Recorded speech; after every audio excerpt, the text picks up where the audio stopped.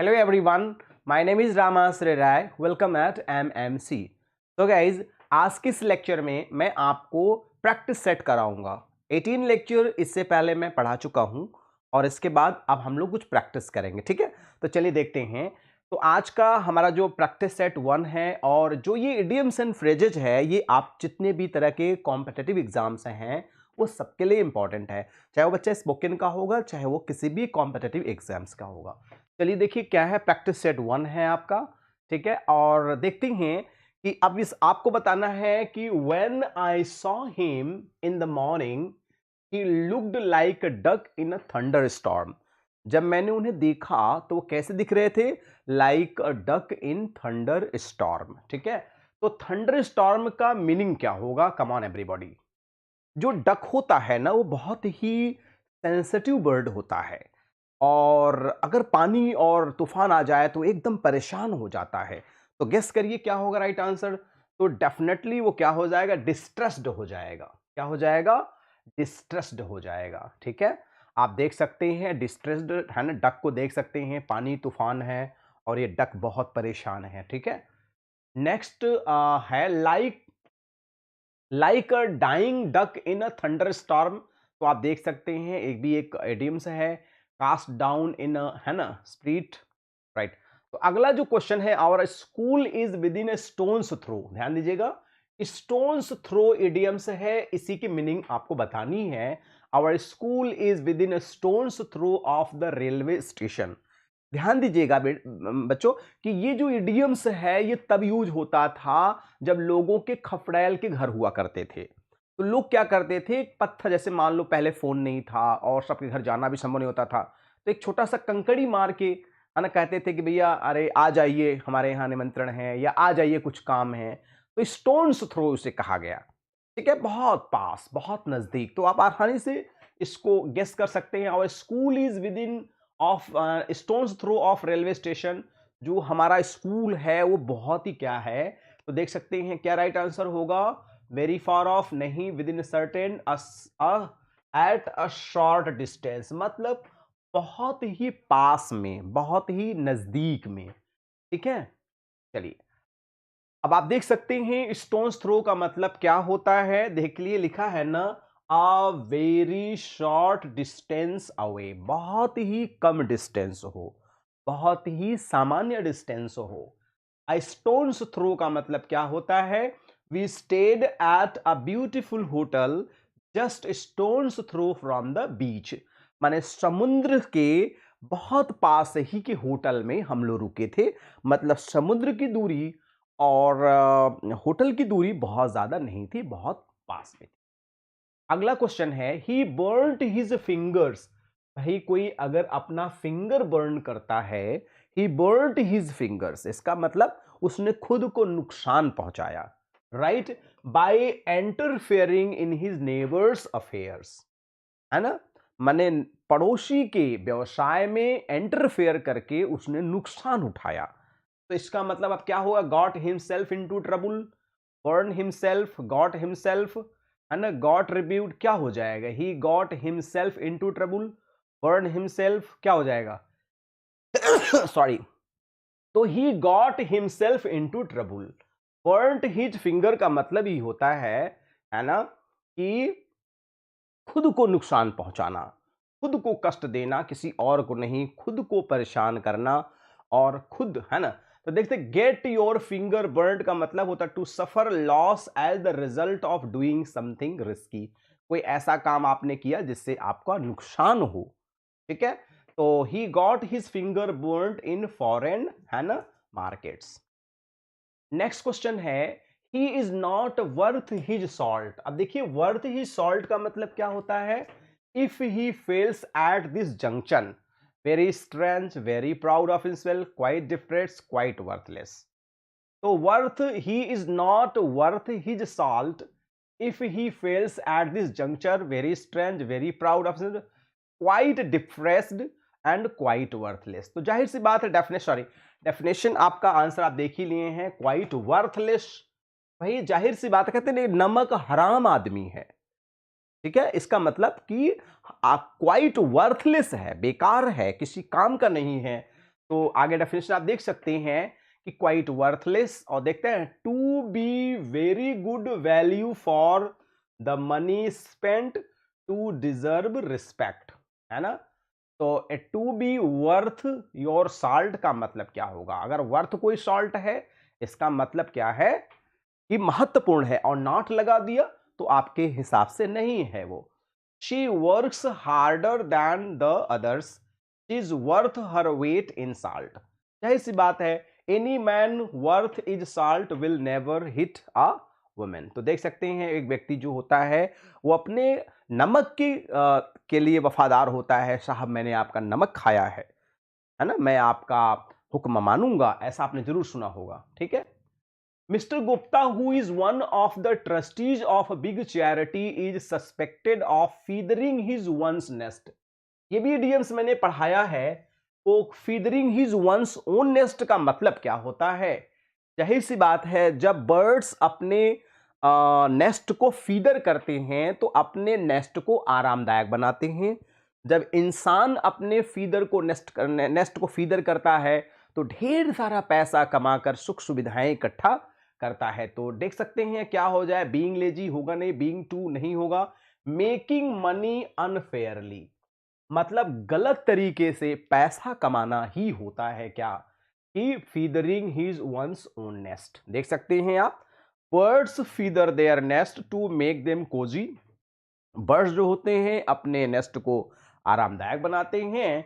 When human feathers their nest they fill them with money, वो लोग क्या करते हैं, उसे पैसे से भरने लगते हैं, आप देख सकते हैं, ठीक है। तो आई थिंक समझ में आ गया होगा, क्योंकि दोनों बार आपको इमेजेस देनी पड़ती है, बहुत टफ काम हो जाता है, बट आपकी समझ और आपके बेटर अंडरस्टैंडिंग के लिए बहुत है। देखिए, फीदरिंग योर ओन नेस्ट का मतलब होता है to use your position to get a lot of money for yourself, मतलब अपने पावर का दुरुपयोग करके अधिक से अधिक पैसा कमाना ही होता है। She exhibited remarkable sang-froid. Sang-froid means क्या होता है, ड्यूरिंग द क्राइसिस। sang-froid मतलब क्राइसिस के समय उन्होंने क्या शो किया, कंपश्योर। कंपश्योर मीन्स क्या होता है, आत्मसंयम होता है। क्या होता है, आत्मसंयम, है ना।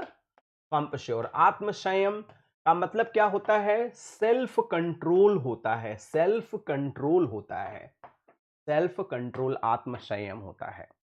टैंक फ्रॉयड का देख लीजिए आप, बेहतरीन सा एक डेफिनेशन है कि देखिए, कूलनेस ऑफ माइंड, मन की शांति होती है, कामनेस, कंपश्योर, ये सारे हो गए सैंग फ्रॉयड, बहुत इंपॉर्टेंट इडियम्स है ये।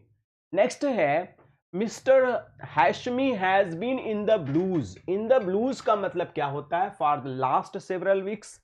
इसका मतलब वो क्या है, इन द ब्लूज का मतलब बहुत दुखी हैं, बहुत परेशान हैं, बहुत डिप्रेस्ड हैं, बहुत टेंशन में है। देख सकते हैं, to have the blue means definitely to be sad or depressed. सारी चीजों को आप अच्छे से पढ़ते जाइए, नोट करते जाइए, समझते जाइए, each and everything will be very much clear.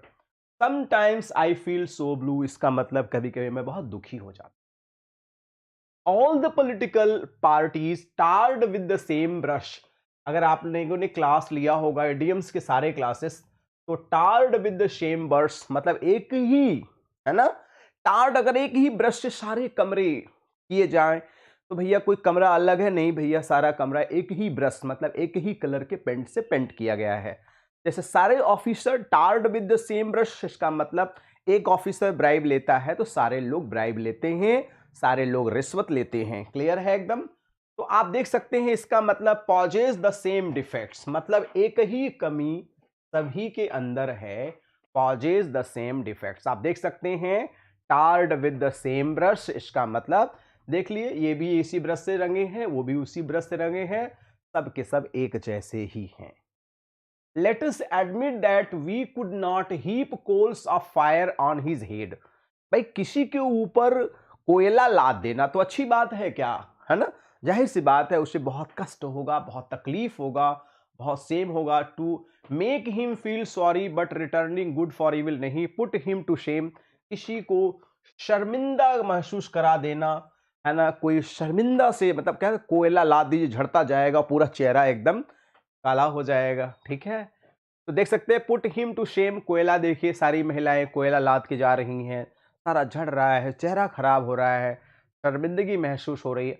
Almost everybody has eye on the main chance, eye on the main chance का क्या होगा इडियम्स?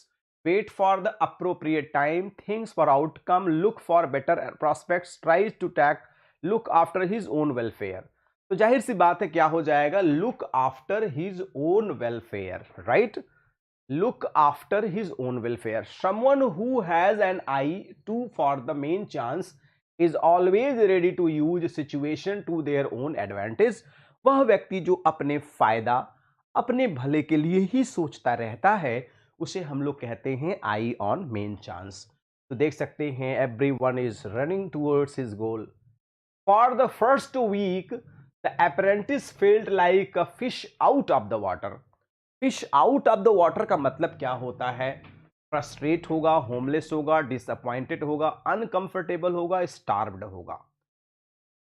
तो fish out of the water का मतलब होता है अनकंफर्टेबल होता है ना, पेनफुल होता है, कष्टमय होता है ना।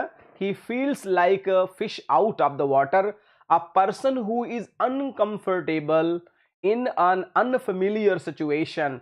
जैसे मैं कह सकता हूं कि after working 10 hours my condition becomes like a fish out of the water. Uncomfort महसूस होना, कष्टमय होना।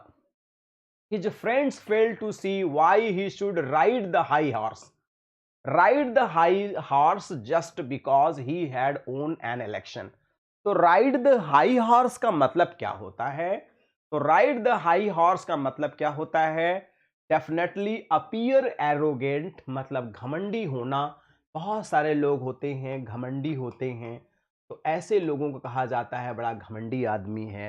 राइड हाई हॉर्स, आपको मैं इमेज भी दिखाता हूं, देख लिए, है ना। हाई हॉर्स राइड कर रहे हैं, इसका मतलब ये व्यक्ति बहुत घमंडी है ना। To be on one's high horse means to act in a arrogant and haughty way. The general manager of this industry is a host in himself. Host in himself का मतलब क्या होता है? देखिए यही इडियम्स है। इसका मतलब, होस्ट का मतलब होता है किसी को सम्मान देना, किसी को रिस्पेक्ट देना। तो वो होते हैं वेरी हॉस्पिटेबल लोग होते हैं, जिसे हम लोग कहते हैं होस्ट इन हिमसेल्फ, ठीक है। तो आप देख सकते हैं कि ये देखिए होस्ट हैं, सारे लोगों को रिसीव कर रहे हैं। When we say that someone is host in himself, it means that person has a great strength, skill or resources within himself. कोई ऐसा व्यक्ति जो बहुत ही अच्छे से किसी को रिसीव करता हो। The cooperation and spirit the corps, spirit the corps आपका इडियम्स है। Between the soldier and officer was directly responsible for their victory. तो स्प्रिट दी कॉर्प्स का मतलब क्या होता है? तो डेफिनेटली इसका मतलब होता है यूनिटी होता है ना, एकता होती है, यूनिटी होता है, ठीक है। स्प्रिट दी कॉर्प्स के वजह से ही विक्ट्री मिली थी। स्प्रिट दी कॉर्प्स आपका ये इडियम है ना। यूनिटी इसका मतलब होता है ना। जब तक सोल्जर्स में स्प्रिट दी कॉर्प्स, देखिए अ सेंस ऑफ यूनिटी, देखिए लिखा है कितना बेहतरीन डेफिनेशन है। A sense of unity and common interest and responsibilities as developed among a group of person closely associated in a task cause enterprise etc। मतलब कोई काम मिलजुल के करने से जो रिजल्ट मिलते हैं उसे हम स्प्रिट दी कॉर्प कहते हैं। नेक्स्ट है it is out of the question का मतलब क्या होता है? आउट ऑफ द क्वेश्चन का मतलब for only one to have a quiet meal with a set of है ना अल्ट्राज अराउंड हिम। तो अनथिंकेबल हो जाएगा। आउट ऑफ क्वेश्चन का मतलब जो सोचने लायक नहीं, जैसे मैंने कहा आउट ऑफ द सिलेबस, उसके बारे में सोचना ही नहीं है ना। तो mostly questions are out of the syllabus. Out of the question means होता है if something is out of the question it can't be considered because it is impossible or it is not allowed। मतलब वो चीजें allowed नहीं है जिसे आप इस्तेमाल कर सकते हैं। नेक्स्ट है the company has been handed over to a new masters lock stock and barrel. देखिए इसको मैंने आपको एडीएम्स को पढ़ाया था, अगर आप लोगों ने थोड़ा सा भी ध्यान दिया होगा तो लॉक स्टॉक बैरल का मतलब क्या होता है? तो इसका मतलब होता है कंप्लीटली होता है गाइज। मैंने आपको इमेज भी दिखाया था। लॉक स्टॉक बैरल इसका मतलब कंप्लीटली, एवरीथिंग, द होल। आपको इमेज में बताया था कि मैंने एक गन होती है जिसमें लॉक, स्टॉक, बैरल होता है ना। देखिए लिखा हुआ है ना, लॉक, किसी को आपने लॉक दे दिया गन की, स्टॉक दे दिया गन का, और बैरल दे दिया, तो भैया बताओ बचा क्या? सबका सब आपने दे दिया उसको, कुछ नहीं बचा, राइट। तो ये है lock, stock and barrel. Next है the study of insect was fascinating pursuit. तो भाई जाहिर सी बात है कि जो स्टडी ऑफ इंसेक्ट होता है तो उसे हम लोग बोलते हैं एंटोमोलॉजी बोलते हैं। बड़ा इंपॉर्टेंट वर्ड है, एग्जाम में अक्सर आता है, एंटोमोलॉजी होता है, ठीक है। इसमें हम कीट पतंगों का अध्ययन करते हैं जिससे हमें ज़्यादा से ज़्यादा नॉलेज, देखिए लिखा है ना, कीट पतंग सब यहाँ पर हैं। Entomology is a science that studies the biology, structure, function, ecology, importance of insects. ये पूरा डेफिनेशन है, इसको आप लिख लेंगे तो बहुत ज्यादा समझ में आएगा। Believe me I am all at sea. All at sea का इडियम का मतलब क्या होता है? डेफिनेटली क्या होता है? पजल्ड होता है भाई। सारा चीज समुद्र में, आपका जहाज में हो तो आप पजल्ड तो रहेंगे ही रहेंगे, और जरूर पजल्ड रहेंगे। तो all at sea, at sea, और ऑल एट सी का मतलब if you are at sea और all at sea, you are confused about something and not sure what to do. मतलब क्या करूं क्या ना करूं, टेंशन में होना, डिस्ट्रेस में होना। देखिए सारा का सारा सामान समुद्र में ही है, अगर किसी व्यक्ति का, तो टेंशन में तो रहेगा, हे भगवान अगर कहीं गलती से जहाज डूब गई तो सारा का सारा लुटिया डूब जाएगा। It is evident from the minister's statement that heels will roll. Heads will roll का मतलब क्या होता है? Heads will roll, transfer will take place and people will die, dismissal will occur. इसका मतलब डिसमिस लोग हो जाएंगे, यहां से वहां लोग चले जाएंगे। अगर ये नहीं होता तो फिर ये आंसर पहला वाला होता आपका, ठीक है, हेड्स विल रोल। देख सकते हैं, you can say heads will roll if people are going to lose their jobs after making a mistake. अगर किसी ने गलती किया तो वो ट्रांसफर हो जाएंगे। I saw he make a wry face. Wry face मतलब क्या होता है? Abuse, feels, cry, show disappointment होता है। To make a wry face का मतलब होता है शो डिसअपॉइंटेड, निराशा दर्शाना। To make a wry face, वैसे बहुत सारे लोग होते हैं मेक अ वेरी फेस करते हैं, चेहरा बनाने लगते हैं तरह तरह के, तो बहुत सारे लोग हैं। My father did not know that his brother would trade on his heels. Follow closely, stab, appear him immediately, support. तो फॉलो क्लोजली होता है ट्रेड ऑन हिज हील्स, मतलब किसी को फॉलो करना, किसी के पीछे जाना होता। देख लीजिए आप, ये जा रहे हैं, बच्चा छोटा छोटा सा पीछे पीछे फॉलो कर रहा है क्लोजली, है ना। नेक्स्ट है he is sort of man who would do anything for consideration, anything out of love, of sympathy, है ना। If he found some merit, if he were paid to do. तो इसे बोलते हैं, इसका आंसर होगा if he were paid to do anything for consideration. देख सकते हैं, out of consideration for someone, considering for someone और something, with a kind regard for someone और समथिंग, ये इसकी प्रॉपर मीनिंग है। नेक्स्ट है his dealing are all above board. All above board का मतलब क्या होता है? स्पष्ट होता है, ओपन होता है, वेरी मच क्लियर होता है। ऑल अबव बोर्ड का मतलब देख ले, to be honest and legal. All above board का मतलब होता है ओपन, ओपन का मतलब होता है ऑनेस्ट। मैं कोई चीज दे रहा हूं तो भैया ओपन है, ऑनेस्ट है, ठीक है। नेक्स्ट है he threw cold water over the project. भाई कोल्ड वाटर फेंक देने का मतलब क्या होता है?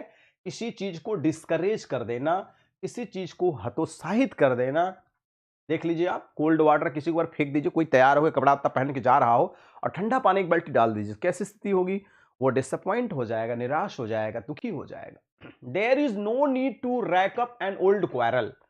तो रैकअप मतलब होता है गड़े मुर्दे उखाड़ना। इसका मतलब किसी चीज को रिवाइव करना, पुनः जिंदा करना जिसकी जरूरत नहीं है। तो नेवर रिवाइव अ क्वारल, किसी लड़ाई झगड़े को आपको रिवाइव नहीं करना चाहिए। तो guys I discussed most important 25 questions. 25 question मैंने आपको डिस्कस किया।